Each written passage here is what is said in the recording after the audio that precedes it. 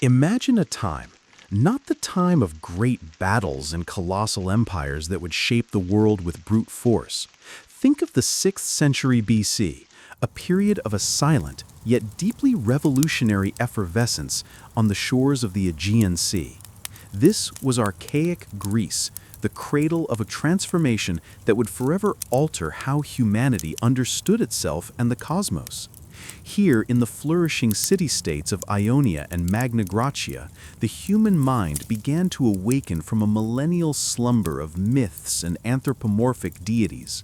Reason, like a faint but persistent light, began to challenge traditional explanations, seeking an underlying logic to the universe.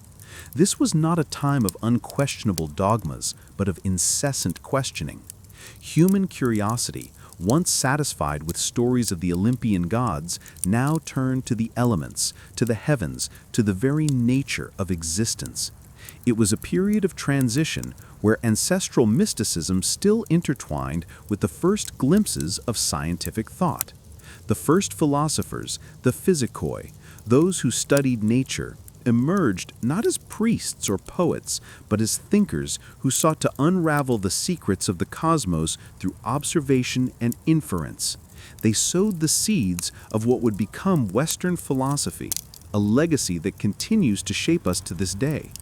In this scenario of an unprecedented intellectual awakening, where the boundaries between the sacred and the secular, between intuition and logic, were fluid, a figure as enigmatic as he was brilliant would emerge, a man who would not only question the nature of reality, but who would find it codified in an unexpected place, in numbers.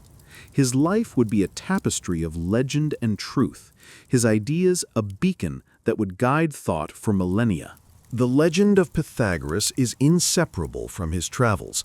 Although historical uncertainty hovers over the extent and veracity of each of his journeys, tradition portrays him as a great traveler, a tireless seeker of knowledge who traversed the ancient world in his thirst for a deeper truth.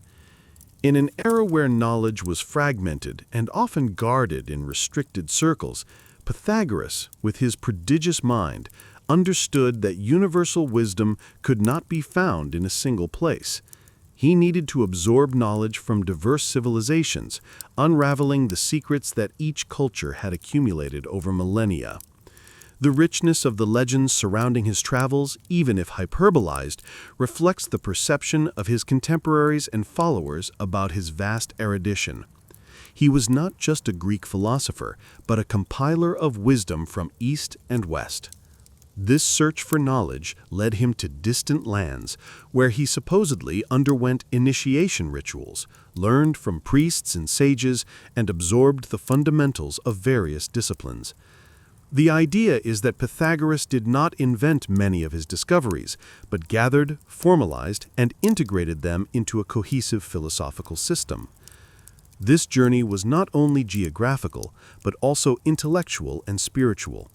Pythagoras sought not only facts and formulas, but a holistic understanding of the cosmos, one that would unite mathematics with metaphysics, science with spirituality. He wanted to find the universal arche, the fundamental principle that governed all things, and believed that this truth was hidden in the proportions and harmonies that permeated the universe. This incessant search would lead him to some of the greatest centers of knowledge in the ancient world, shaping his view that all is number. The most prominent of Pythagoras's supposed journeys was to Egypt. At that time, Egypt was a millennial civilization, revered by the Greeks as the source of great wisdom and esoteric knowledge. It is believed that Pythagoras spent many years in Egypt, learning from the Egyptian priests, who were the guardians of mathematical, geometrical, and astronomical knowledge. Regardless of Hippasus's fate, the discovery of the irrational was a crucial moment in the history of mathematics and philosophy.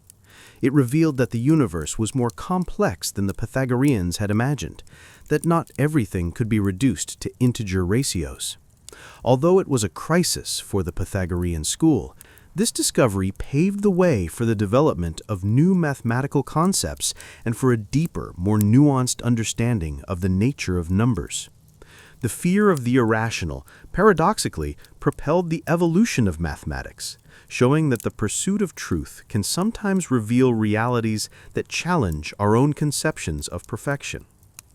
The Pythagorean community in Croton was not merely a refuge for philosophical contemplation and mathematical research. It became an increasingly influential political force in Magna Graecia. The discipline, cohesion, and intellect of its members, combined with Pythagoras's reputation for wisdom and spiritual power, bestowed considerable prestige upon the fraternity. The Pythagoreans, with their emphasis on order, harmony, and virtue, began to be sought out to advise rulers and even to assume leadership positions in Croton and other neighboring city-states. This growing political influence was not accidental. Pythagoras believed the philosophy should not be merely theoretical, but applied to practical life, including governance. He and his followers sought to implement their ideals of numerical order and cosmic harmony in the organization of society. They advocated moderation, justice, and education as pillars of good governance, and many of their members held important offices, such as magistrates and legislators. The presence of the Pythagoreans in the political life of Magna Graecia was, however, a double-edged sword. On one hand, it brought stability and prosperity to some cities which benefited from Pythagorean wisdom and organization. On the other, the elitist character of the brotherhood generated envy and resentment. The Pythagoreans were a closed group with their own rituals, their peculiar diet, and their oaths of secrecy. They were seen as arrogant and exclusive, a group that considered itself superior to the uninitiated. This perception of elitism, combined with the political power they accumulated, created a latent tension with the general population and especially with rival political factions. The idea of a secret group of philosophers governing the cities generated distrust. The seeds of conflict were sown, and the Pythagoreans' ascent to political power would inevitably put them on a collision course with those who felt excluded or threatened by their influence. The harmony they sought in the cosmos would not be so easily replicated in the turbulent world of human politics. For the Pythagoreans, the tetractys was much more than a simple geometric figure. It represented creation. The 10 dots symbolized the first 4 integers, 1, 2, 3, 4, whose sum is 10. 1 plus 2 plus 3 plus 4 equals 10. These numbers were considered the basis of all reality and the origin of all things. The cosmos. Each line of the tetractys represented one of the 4 primordial elements: fire, air, water, earth, or the 4 dimensions: point, line, plane, solid, showing how the universe unfolded from unity. Musical harmony. The proportions of musical intervals: octave, 1 to 2, perfect fifth, 2 to 3, perfect fourth, 3 to 4, are contained within the tetractys, reinforcing the idea that music was a manifestation of the numerical order of the universe. The sacred oath. The Pythagoreans swore their vows by the tetractys, considering it the source of their wisdom and the symbol of their brotherhood. The tetractys was the source of all harmony and the key to unraveling the secrets of the universe. For the Pythagoreans, it was the perfect representation of cosmic order, proof that all is number, and that reality was governed by divine mathematical principles. Contemplating the tetractys was a form of meditation, a way to connect with the underlying order of the cosmos and to purify the soul. It was the ultimate symbol of their philosophy, uniting mathematics, music, cosmology, and mysticism in a single powerful image. Pythagorean philosophy, based on the perfection of integers and their ratios, faced an existential crisis with the discovery of irrational numbers. The most famous legend, though of debated authenticity, attributes this discovery to Hippasus of Metapontum, one of Pythagoras' disciples. The crisis arose when attempting to apply the Pythagorean theorem to a square with side lengths of 1. The diagonal of this square, according to the theorem, would have a length of the square root of 2. The problem was that the square root of 2 could not be expressed as a ratio of two integers, or a fraction. This challenged the central belief of the Pythagoreans that all is number, and that all phenomena in the universe could be expressed by integers or their ratios. The existence of a number that could not be measured or expressed in a perfect way shook the foundations of their cosmology. Legend has it that the discovery of irrational numbers was kept secret by the Pythagorean community, as it threatened the very basis of their philosophy. The panic it generated was so great that, according to some versions, Hippasus of Metapontum was expelled from the Brotherhood, or, in a more dramatic version, was thrown into the sea and drowned, punished by the gods for revealing a secret that defied the numerical perfection of the universe. Despite his privileged background, Pythagoras' childhood was not just a period of comfort, but of observation and questioning. He grew up in an era of great change, where old certainties were being shaken. The tyranny of Polycrates, though it ensured order, also imposed restrictions on intellectual freedom. This environment, on one hand, offered stimulation and access to knowledge. On the other, it imposed limits that, for a mind so eager for truth, would be unbearable. From his earliest years, Pythagoras demonstrated a deep dissatisfaction with superficial knowledge. The mythological explanations for natural phenomena, social conventions, and even the religious practices of his time did not seem sufficient to quench his thirst for a deeper truth. He was not content with the how, but sought the why and the essential what. His mind, sharpened by education and observation of the world in Samos, perceived that there was an underlying order, a hidden structure, that governed the cosmos, and that this order could not be fully understood by the senses alone or by traditional narratives. This intellectual restlessness led him to an incessant search for knowledge. He understood that the answers he sought were not confined to the limits of his native island or even Greece. Wisdom was dispersed throughout the ancient world, guarded by priests, sages, and mathematicians of older and more mysterious civilizations. The thirst for this deeper truth prompted him to transcend geographical and cultural boundaries, to embark on a journey that would become legendary. It was not a quest for wealth or political power, but for a fundamental understanding of reality. He wanted to unravel the secrets of the cosmos, the essence of existence, the harmony that united all things. This need to go beyond the obvious, to delve into the depths of knowledge, would be the driving force behind his extensive travels and his later founding of a community dedicated to the pursuit of wisdom. Pythagoras was about to become not only a philosopher, but a tireless seeker, a pilgrim of knowledge, who would bring from his journeys a revolutionary vision of the nature of the universe, a vision that would find its foundation in numbers and harmony. His journey was just beginning, and the cosmos awaited to be unveiled by his brilliant mind. Pythagoras, therefore, is not just a historical figure. He is a symbol of the incessant human quest for knowledge, order, and harmony. His legacy is a timeless invitation to curiosity, discipline, and contemplation, a reminder that numbers are more than mere symbols. They are the language through which the universe reveals its deepest secrets. Pythagoras of Samos, the philosopher of numbers, the mystic of cosmic harmony.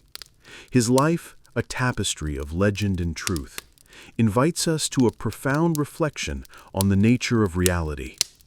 He was the bridge between ancestral mysticism and nascent science, a visionary who saw the harmony of the universe revealed through numbers. His life remains an invitation to the incessant pursuit of knowledge, to the discipline of mind and body, and to the understanding of the cosmic order that surrounds us. He taught us that by unraveling the secrets of numbers, we can approach the ultimate truth of the universe. Pythagoras' legacy, with its emphasis on reason and order, laid the groundwork for much of Western thought. But ancient Greece was about to see the emergence of a figure who, though deeply influenced by Pythagoras, would take philosophy to new heights, shaping political and metaphysical thought for millennia. His influence on geometry is monumental, with the famous theorem that bears his name being one of the pillars of this discipline. The proof that the relationship a squared plus b squared equals c squared is universally true for right triangles transformed geometry from a practical art into a deductive science. In arithmetic and number theory, the Pythagoreans explored the properties of numbers, classifying them into even and odd, perfect and amicable, and investigating their relationships and meanings. They were pioneers in the idea that numbers were not just quantities, but entities with intrinsic qualities. The discovery of irrational numbers, although it was a crisis for their cosmology, was a crucial breakthrough that opened new horizons for mathematics. It demonstrated that numerical reality was more complex than imagined, propelling future investigations into the nature of numbers. The Pythagorean legacy in mathematics is not just a set of theorems, but an approach, a way of seeing the world through the lens of numerical order, a search for patterns and relationships that permeate all existence. In philosophy, Pythagoras' impact was equally profound. His central idea that all is number revolutionized how the cosmos was understood. For him, the universe was not chaos, but an ordered and intelligible system, a manifestation of mathematical principles and harmonious proportions. This vision laid the groundwork for idealism, the belief that ultimate reality is not material but resides in abstract and perfect ideas or forms accessible through reason. Pythagorean mysticism, with the doctrine of metempsychosis and the pursuit of soul purification, influenced philosophical and religious currents that viewed life as a path to spiritual liberation. The idea that philosophy was not just an intellectual exercise, but a way of life, a discipline for the soul, resonated for centuries. Pythagorean cosmology, with the harmony of the spheres and the belief that celestial bodies moved in perfect musical proportions, influenced astronomy and physics for millennia. This vision of a musically ordered universe inspired the search for universal laws that governed the movement of the stars. Pythagoras, therefore, not only provided mathematical tools, but a philosophical lens through which the universe could be seen as a cosmos, a beautiful and ordered entity, a reflection of numerical perfection. One of the most intriguing and influential pillars of Pythagorean philosophy was the doctrine of metempsychosis, or transmigration of souls. For the Pythagoreans, the soul was immortal and divine, a spark of the divine imprisoned in the mortal body. Death was not the end of existence, but a transition. The soul, after the body's death, transmigrated to another body, whether human, animal, or even plant, in a continuous cycle of rebirths. This doctrine was not just a belief in the afterlife, it was a cycle of purification. The Pythagoreans believed that the soul was in a process of purification and improvement through successive incarnations. The actions and choices made in one life determined the nature of the next incarnation. A life of virtue, study, and discipline would lead to an incarnation in a higher body, bringing the soul closer to final liberation. A life of vices and ignorance, on the other hand, would result in an incarnation in a lower body, prolonging the cycle of suffering. The pursuit of liberation was the supreme goal of Pythagorean life. Through knowledge, especially mathematics and philosophy, purification of body and mind through diet, exercise, and discipline, and the practice of virtue, the soul could free itself from the cycle of rebirths and return to its divine origin, to cosmic harmony. Philosophy, for them, was not just an intellectual exercise, but a path to salvation and enlightenment. This doctrine of metempsychosis had a profound influence on later Greek thought, especially on Plato, who incorporated it into his own philosophy. It also influenced Pythagorean vegetarianism, as they believed that by eating meat, they might be consuming the soul of an ancestor or a being undergoing purification. Metempsychosis was the basis of their ethics and way of life, providing a greater purpose for existence and a vision of a universe where the soul was on an eternal journey in search of perfection. At the heart of Pythagorean mysticism, and as a symbol of their numerical cosmology, was the tetractys. It was not just an arrangement of dots, but a sacred diagram, a visual representation of creation, the cosmos, and the source of all harmony. The tetractys was a triangle composed of 10 dots arranged in 4 lines, 1 dot in the first line, 2 in the second, 3 in the third, and 4 in the fourth. Plato's Academy, in many respects, can be seen as an heir to the Pythagorean spirit, albeit with its own innovations and developments. Plato elevated mathematics to an unprecedented philosophical status, viewing it not merely as a tool, but as the language through which ultimate truth could be understood.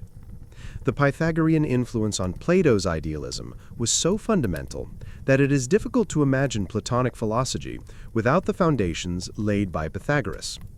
This connection ensured that Pythagorean ideas continued to shape Western thought for millennia, long after the dispersion of its original community. Centuries after Pythagoras' death and the dispersion of his community, interest in his ideas experienced a notable resurgence, culminating in the movement known as Neo-Pythagoreanism. In the Hellenistic and Roman periods, especially from the 1st century BC, Pythagorean doctrines were rediscovered and reinterpreted, blending with other philosophical and mystical currents of the time. Neo-Pythagoreanism was not a mere reproduction of the original school, but a synthesis of Pythagorean elements with Platonism, Stoicism, and in some cases even with Judaism and Christianity. The Neo-Pythagoreans emphasized the more mystical and religious aspects of Pythagoras' doctrine, the importance of numbers as divine principles, the purification of the soul, vegetarianism, metempsychosis, and secrecy. They saw Pythagoras as an almost divine figure, a prophet and a spiritual master, more than just a mathematician or philosopher. Figures like Nigidius Figulus, Apollonius of Tyana, and Nicomachus of Gerasa were prominent in this movement. Nicomachus, in particular, wrote Introduction to Arithmetic, a work that became a fundamental text for the study of number theory and influenced mathematical thought for centuries, serving as a bridge between Greek and medieval mathematics. Neo-Pythagoreanism reflected a search for order and meaning in a constantly changing world. The belief in the numerical harmony of the cosmos offered a sense of stability and purpose. Although often more focused on the esoteric and religious aspects than on pure mathematics, Neo-Pythagoreanism ensured that Pythagoras' ideas continued to be studied, debated, and revered, keeping the Pythagorean spirit alive through the centuries and influencing medieval and Renaissance thinkers. Pythagoras' legacy, therefore, was not linear, but a complex tapestry of resurgences and reinterpretations, proving the timelessness of his ideas. Entry into the fraternity was not easy. The admission process was strict, designed to test the seriousness, discipline, and dedication of the aspirants. Candidates underwent a probationary period where their moral qualities, temperament, and learning capacity were evaluated. Only the most promising and disciplined were accepted. Once inside, members took solemn oaths of secrecy, committing not to reveal the community's teachings and discoveries to outsiders. This secrecy was not only to protect knowledge, but to create a sense of exclusivity and belonging to an elite group, guardians of hidden truths. The community was divided into two main categories of disciples, the acousmatics, or acousmatikoi, and the mathematicians, or mathematikoi. The acousmatics were the novices who focused on the more religious and ritualistic aspects of the doctrine, following Pythagoras' rules of life and aphorisms. They listened to the master's teachings, but were not allowed to see or question him directly, maintaining a period of rigorous silence. The mathematicians, in turn, were the more advanced disciples who had access to Pythagoras' deepest teachings, especially in the areas of mathematics, geometry, and astronomy. It was they who developed the theories and made the discoveries that would make the school famous. This hierarchical structure and the oath of secrecy contributed to the mysterious and almost mythical character of Pythagoras and his school. The Pythagoreans were viewed with a mixture of admiration and distrust by the outside world, as a group of sages who possessed hidden knowledge and special powers. The Pythagorean community was not just a place of learning, it was a way of life, a collective pursuit of cosmic harmony. Life in the Pythagorean community was a path of rigorous discipline and purification designed to align the body and mind with the cosmic harmony they believed governed the universe. It wasn't just about studying, but about living the philosophy. Communal life was central, with members sharing goods and living under a regime of cooperation and mutual support. This cohesion strengthened the group and allowed disciples to focus on their pursuit of knowledge. Diet was a fundamental aspect of their way of life. The Pythagoreans were strictly vegetarian, abstaining from meat and, in some cases, even beans, for reasons ranging from superstition to beliefs about the soul. This diet was not only for ethical reasons, but also for purification and health, believing that pure eating contributed to mental clarity and spiritual harmony. The journey through Pythagoras leads us to a fundamental question: how to separate the real man from the myth that surrounds him. The difficulty in discerning historical facts from legends is immense.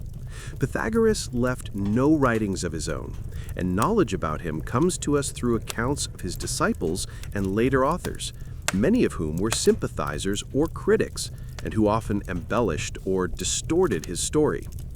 This absence of direct primary sources contributes to the semi-mythical character of his figure. Why did so many myths arise around him? In part, due to the secrecy of the Pythagorean community itself.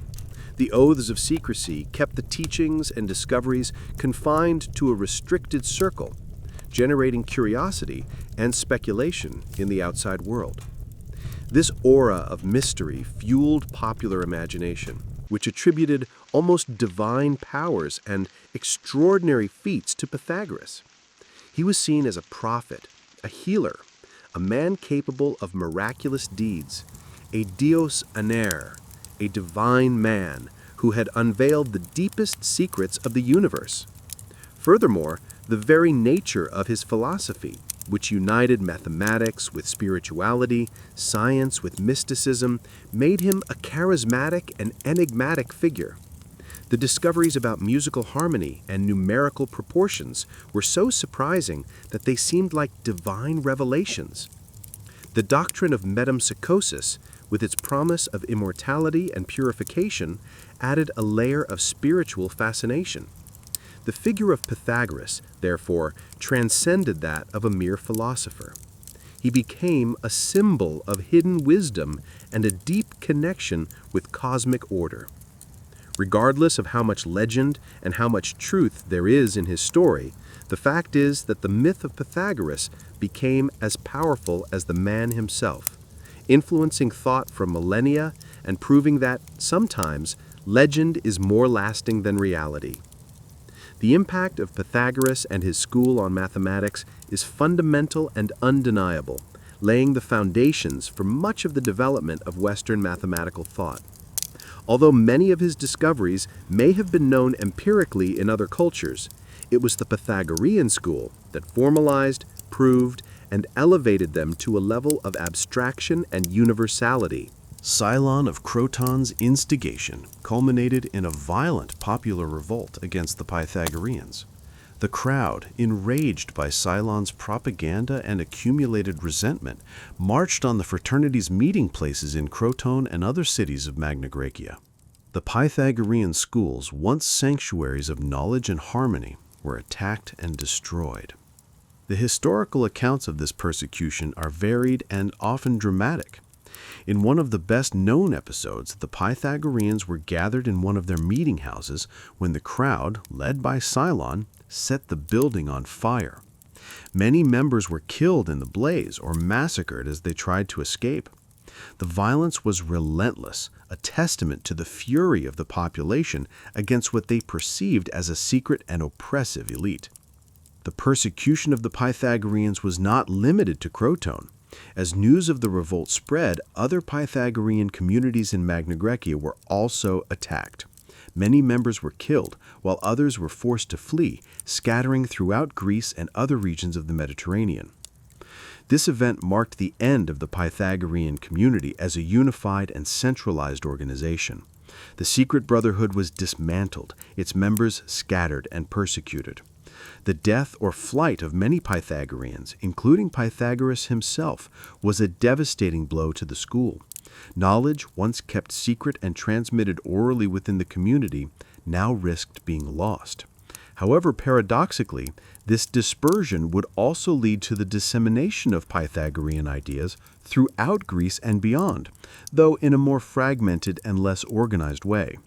The fire that destroyed their schools did not completely extinguish the flame of their philosophy. It spread it. Just like his birth and travels, Pythagoras' death is shrouded in various legends and historical uncertainties. There is no clear consensus on how and where the great philosopher met his end, which only adds to the aura of mystery surrounding him. The discovery of musical proportions was not just a curiosity. It was tangible proof of the Pythagorean belief that the universe was governed by numerical laws. It demonstrated that mathematics was not just a tool for counting or measurement, but the fundamental language through which the order and beauty of the cosmos could be understood. This idea would profoundly influence musical theory, astronomy, and philosophy for millennia, laying the groundwork for the search for universal laws in nature. No contribution is more famous and lasting associated with Pythagoras than the theorem that bears his name, the Pythagorean theorem.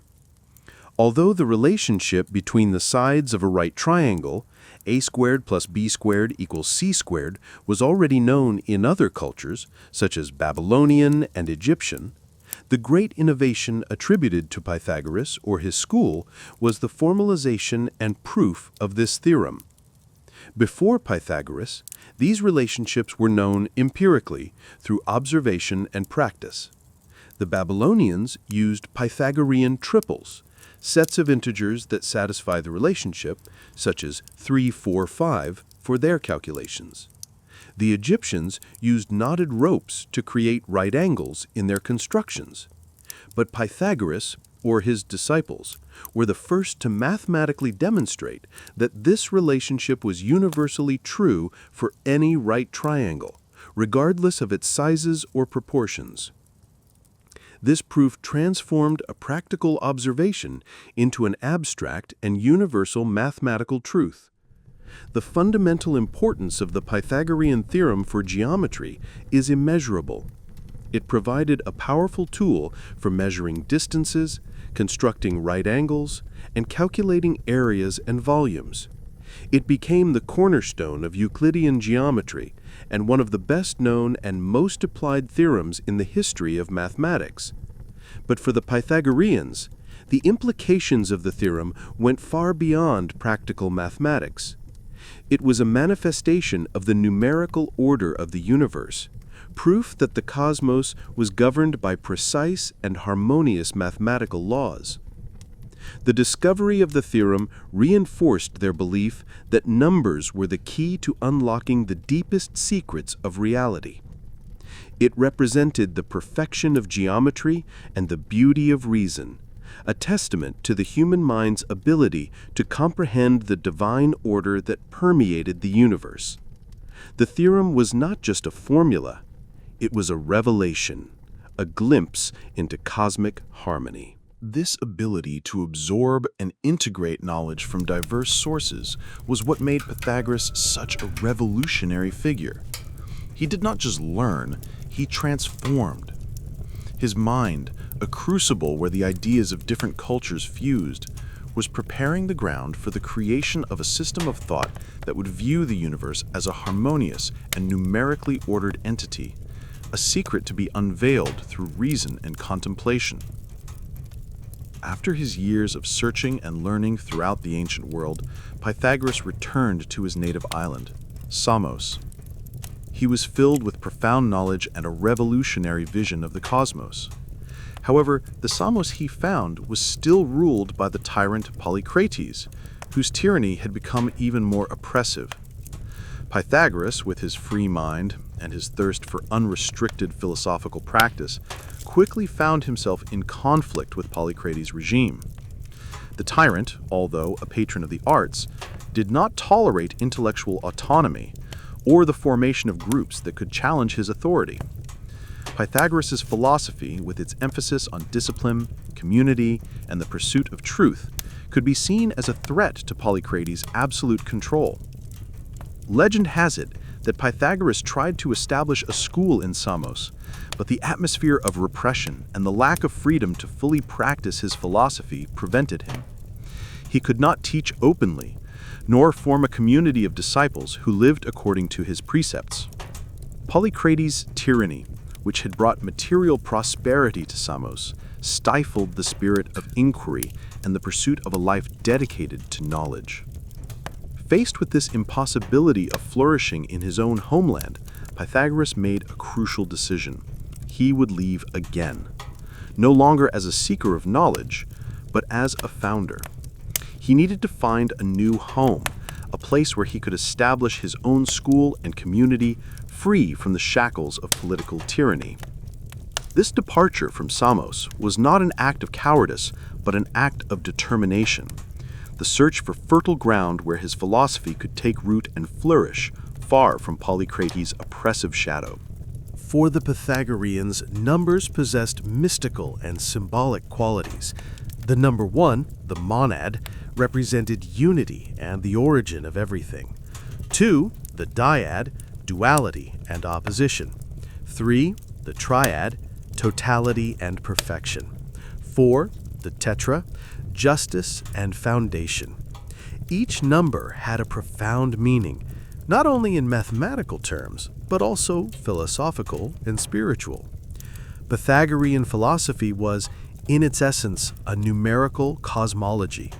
They believed that the universe was a cosmos, a Greek word meaning order and beauty, and that this order was manifested through mathematical principles. The Pythagorean quest was not just for knowledge, but for a connection with this divine order, a way to align the human soul with universal harmony. This vision would profoundly influence Western thought, laying the groundwork for the idea that mathematics is the language of the universe and the key to unraveling its deepest secrets. One of the most famous and influential discoveries attributed to Pythagoras or his school was that of mathematical relationships in music. Legend has it that Pythagoras was passing by a blacksmith shop and noticed that the sounds produced by hammers striking anvils of different sizes produced harmonious notes.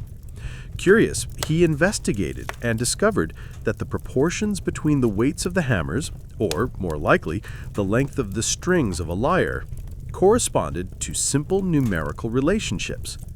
This observation led to the discovery that consonant musical intervals, such as the octave, the perfect fifth, and the perfect fourth, could be expressed by ratios of small integers, 1 to 2 for the octave, 2 to 3 for the perfect fifth, and 3 to 4 for the perfect fourth. This was a monumental revelation. For the first time, the beauty and harmony of music, something that seemed purely aesthetic and subjective, were shown to be intrinsically linked to mathematics. Music was not just sound, it was number in motion, a manifestation of cosmic order. From this discovery, the Pythagoreans developed the concept of the harmony of the spheres. They believed that the celestial bodies, the sun, the moon, and the planets, moved in orbits that corresponded to numerical relationships and musical proportions, producing a melody inaudible to human ears, but perfect and divine. The universe, for them, was a vast musical instrument, and each planet vibrated at its own note, creating a cosmic symphony. This idea united astronomy, mathematics, and music into a single holistic vision of the cosmos. Physical and mental exercises were an integral part of the daily routine.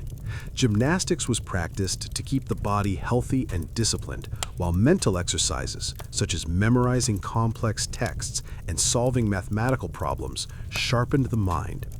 Music also played a crucial role, not just as entertainment, but as a tool to purify the soul and harmonize the spirit. Pythagoreans believed that music, with its numerical proportions, could directly influence one's state of mind and health. Silence was a sacred rule, especially for novices, the acousmatics. For a period that could last from 2 to 5 years, they were required to observe absolute silence, listening to Pythagoras' teachings without asking questions or interrupting. This discipline of silence was not a punishment, but a way to develop attentive listening, internal contemplation, and humility. It was believed that, by silencing the external voice, the internal voice of reason and intuition could be heard more clearly.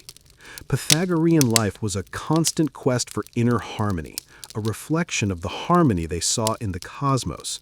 Through discipline, purification, and study, they sought to achieve a state of balance and wisdom, becoming worthy of unraveling the universe's secrets.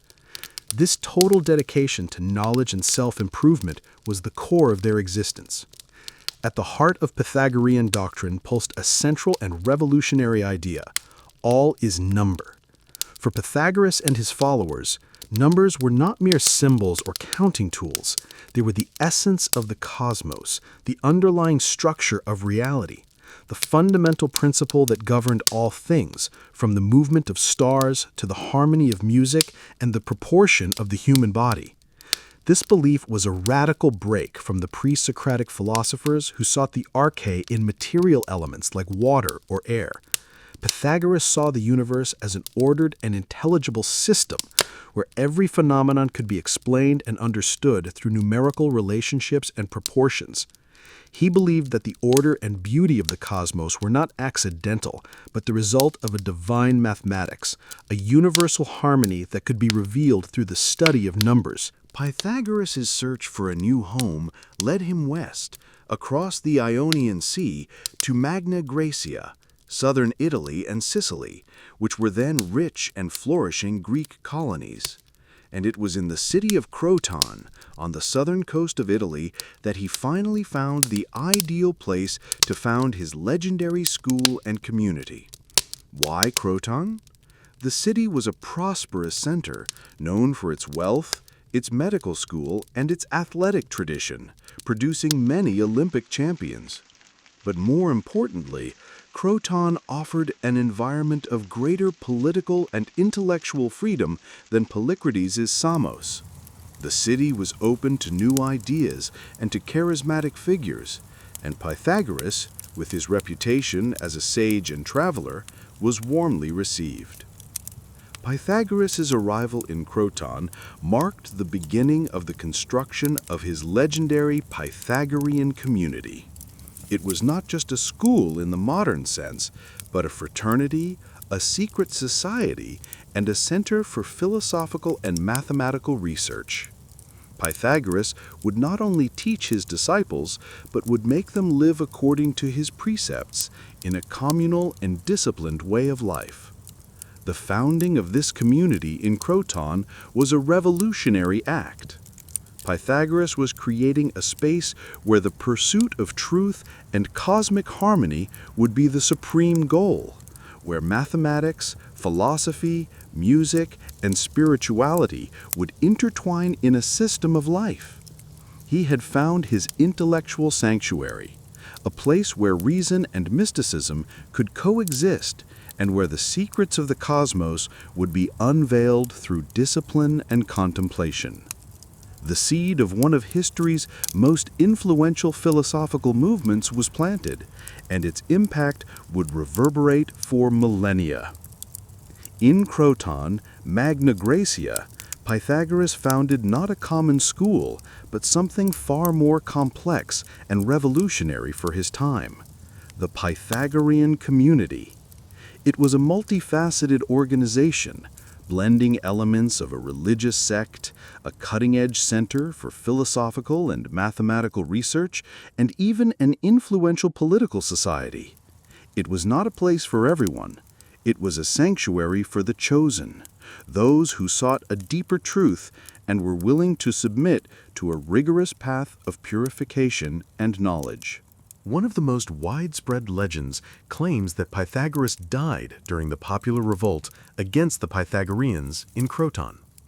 He was said to have been caught in the fire of one of his schools and, attempting to escape, was massacred by the enraged crowd.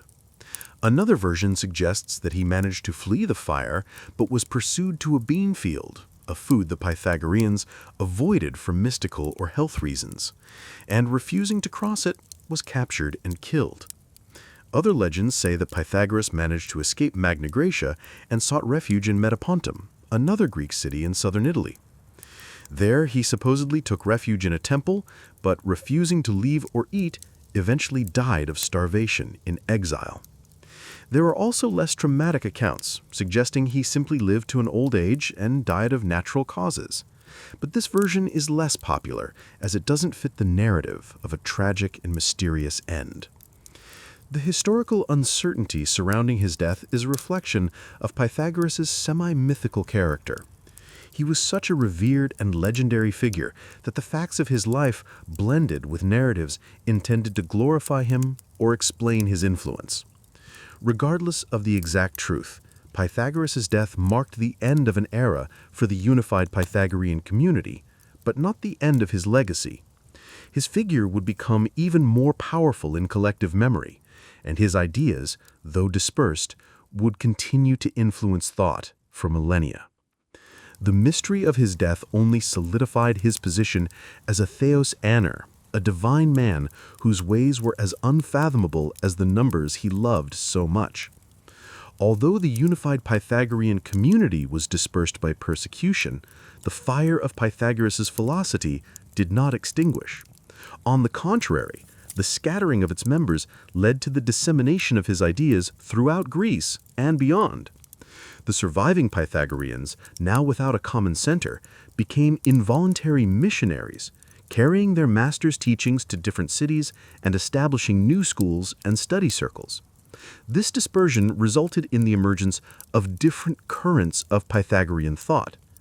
Some disciples focused on the more mystical and religious aspects of the doctrine, emphasizing metempsychosis, vegetarianism, and purification rituals. Others dedicated themselves to the more scientific and mathematical aspects of the doctrine, delving into geometry, number theory, and musical harmony.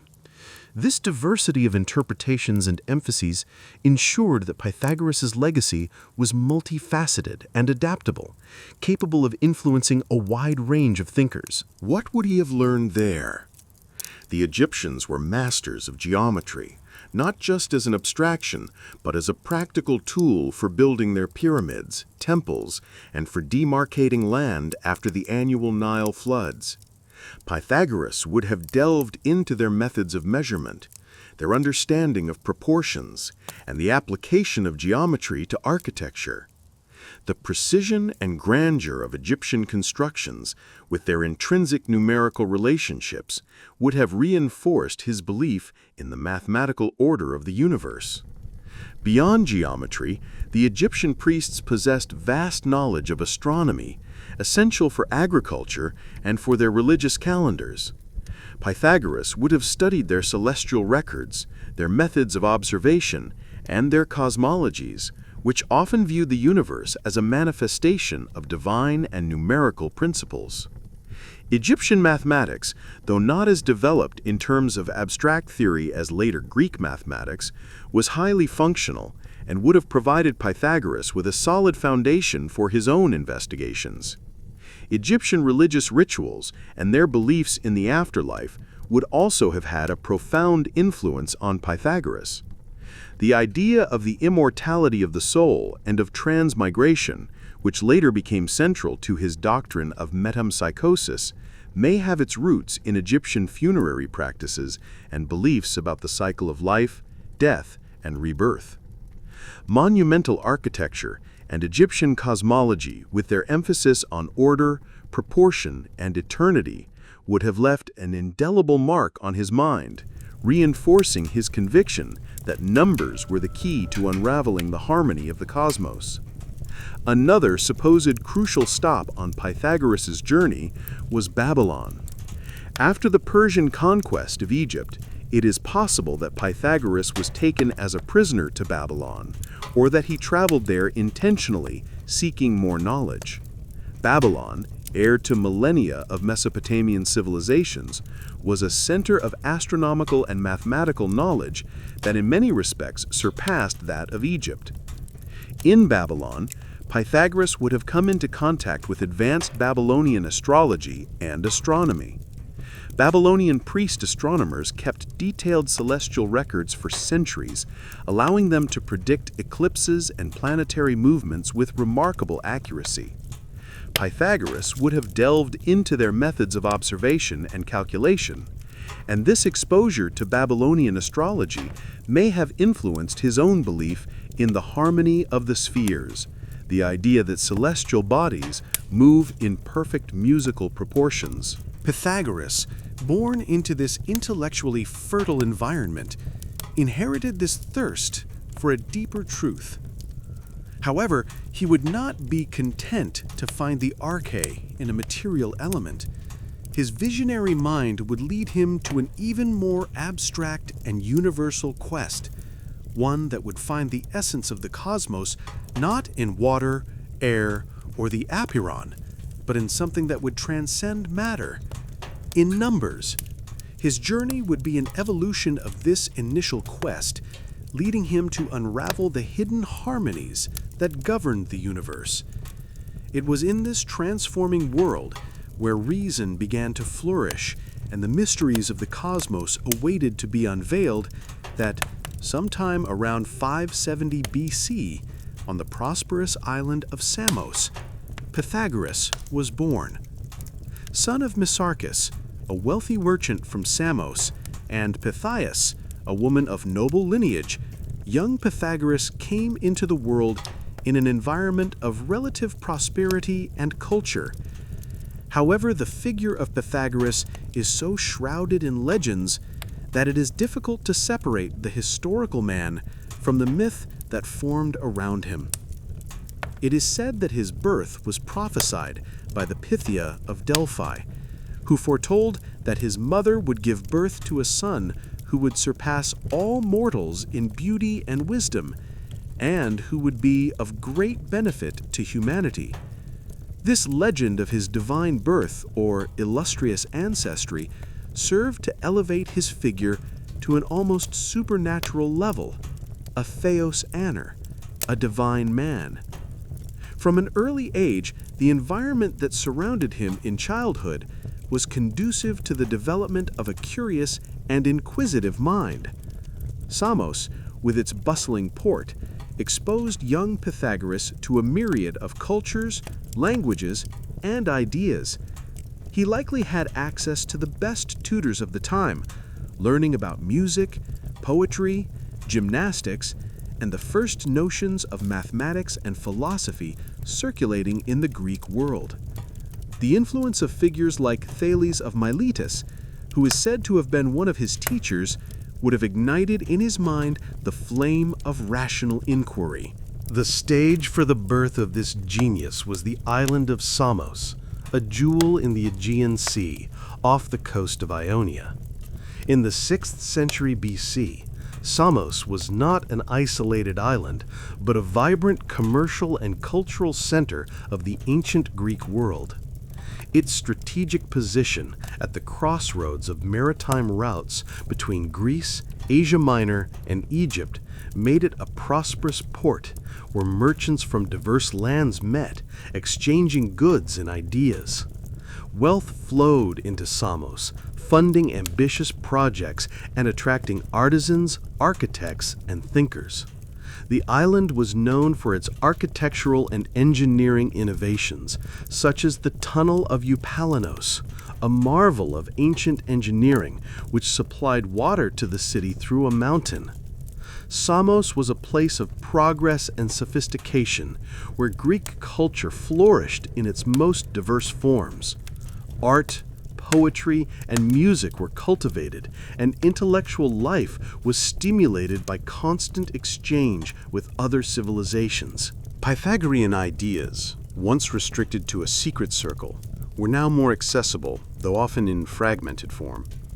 The notion that all is number, the importance of mathematics for understanding the universe, the harmony of the spheres, and the doctrine of the transmigration of souls, all these concepts began to permeate Greek thought. Philosophers, scientists, and artists from different schools began to be inspired by Pythagorean ideas, incorporating them into their own theories and works. The continuity of Pythagorean thought, even after the destruction of its original community, is a testament to the depth and resonance of its ideas. Pythagoras' legacy did not depend on a single institution, but on the strength of his conceptions, which proved so powerful that they survived persecution and the passage of time, finding new homes in minds eager for knowledge. The deepest and most lasting influence of Pythagorean thought on the Greek world, and consequently on all Western philosophy, can be seen in the rise of Platonism. Plato, the giant of Greek philosophy, was profoundly influenced by Pythagoras' ideas, incorporating them into his own academy and his worldview. For Plato, mathematics was the key to understanding the ideal world, the realm of perfect and immutable forms or ideas.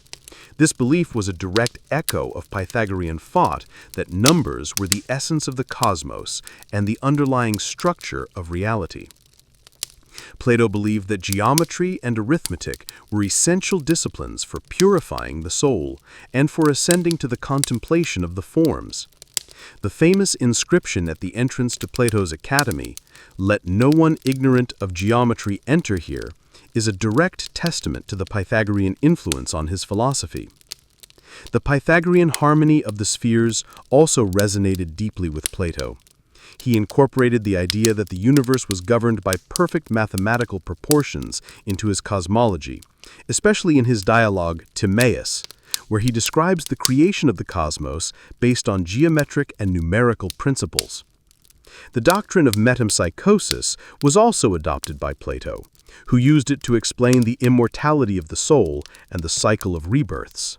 Babylonian cuneiform arithmetic was highly developed, using a sexagesimal system, base 60, that still influences our measurement of time and angles today.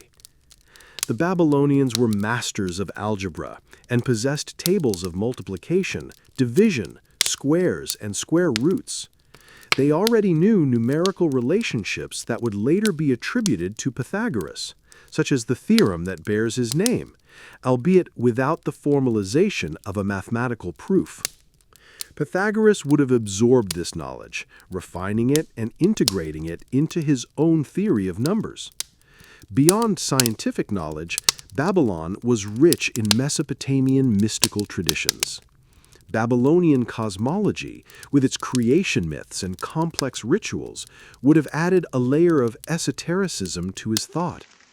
The idea that the universe was governed by divine laws and that numbers were the key to unraveling these mysteries would have been reinforced by his experience in Babylon. The combination of Babylonian mathematical rigor with Eastern mysticism would have been fundamental to the formation of his unique philosophy, which united science with spirituality in an unprecedented way. Beyond Egypt and Babylon, Rumors and legends suggest that Pythagoras may have traveled to other regions, absorbing even more knowledge and influences. Some accounts place him in Crete, where he supposedly studied the purification rituals and the mysteries of its ancient cults. Others, more speculative, suggest travels to India, where he might have come in contact with Eastern philosophies. The idea of a journey to India is particularly intriguing, as the doctrine of metempsychosis, transmigration of souls or reincarnation, which became a pillar of Pythagorean thought, has strong parallels with the concepts of Buddhism and Hinduism. Although there is no concrete proof of such a journey, the similarity of ideas raises the possibility of an indirect influence or a convergence of thoughts. Regardless of the veracity of each of these journeys, the narrative of Pythagoras as a great compiler of wisdom from diverse ancient civilizations is central to his myth. He was not an isolated inventor, but a synthesizer, a master at connecting dots and finding universal patterns in different traditions. He is said to have gathered the fragments of knowledge dispersed throughout the ancient world: Egyptian geometry, Babylonian arithmetic, Cretan purification rituals, Eastern ideas about the soul, and woven them into a unique philosophical tapestry. The environment of Samos, therefore, was one of contrasts, an island of great beauty and cultural wealth, but under the yoke of authoritarian power. This duality of intellectual flourishing and political repression would be a crucial factor in Pythagoras's life, driving his search for a place where knowledge could be cultivated freely, without the shackles of tyranny. To understand the uniqueness of Pythagorean thought, it is essential to contextualize it within the philosophical landscape that preceded him. Before Pythagoras, Greece had already seen the emergence of brilliant minds who dared to question the world beyond myths. These were the pre-Socratic philosophers, figures who, though often obscure to us today, laid the foundations for all Western philosophy. Most of these early thinkers came from Miletus, an Ionian city not far from Samos. Thales of Miletus, considered the first Western philosopher, proposed that the arche, the primordial substance, the fundamental principle of all things, was water. He observed the world and tried to find a rational explanation for its existence, rather than attributing it solely to the whims of the gods. His search for a unifying element was revolutionary. His successor, Anaximander, expanded this idea, suggesting that the arche could not be a known element but something unlimited and undefined, the apeiron. For Anaximander, the universe was a cycle of opposites that emerged from the apeiron and returned to it. He is also credited with creating a world map and speculating about the origin of life. Anaximenes, in turn, proposed that air was the primordial substance, capable of condensing and rarefying to form all other things. He observed the process of breathing and how air transformed into clouds and rain, seeking a material explanation for the world's diversity. These philosophers, although their primordial substances may seem naive to modern science, were pioneers. They represented a radical shift in thinking, the search for natural explanations for natural phenomena, rather than supernatural ones. They tried to reduce the complexity of the universe to a unifying principle, an arche, that could be understood by human reason. The discovery of numerical relationships in music was one of Pythagoras's most tangible and influential legacies. By demonstrating that musical intervals could be expressed by ratios of integers, he transformed music from a purely empirical art into a discipline that could be understood mathematically. This was a revelation that united sound with form, aesthetics with logic, and laid the foundations for Western music theory. This discovery was a fundamental precursor to physics and acoustics. By showing that physical phenomena, like string vibrations, could be described by mathematical laws, Pythagoras paved the way for the idea that science could unravel the hidden harmonies of the universe. He inspired the search for underlying mathematical principles in all natural phenomena, a search that continues to drive modern science. The Pythagorean spirit, the belief in the mathematical order of the universe and in the human reason's capacity to unravel it, transcended centuries and continues to influence thinkers in modernity. His search for universal laws that govern the cosmos resonated in brilliant minds who, long after him, also sought the numerical harmony underlying reality. Johannes Kepler, in the 17th century, in his search for the laws of planetary motion, was deeply influenced by the Pythagorean idea of the harmony of the spheres. He believed that the orbits of the planets could be described by perfect mathematical relationships, and his discovery of the laws of planetary motion was, in many aspects, a concretization of the Pythagorean dream. Nicholas Copernicus, in proposing his heliocentric model of the solar system, was also motivated by a search for simplicity and mathematical harmony, reflecting the Pythagorean ideal of cosmic order. And even in modern physics, with figures like Albert Einstein, the search for a theory of everything, an equation that unifies all the forces of the universe, can be seen as a distant echo of the Pythagorean spirit, the belief that ultimate reality is elegant and mathematically expressible.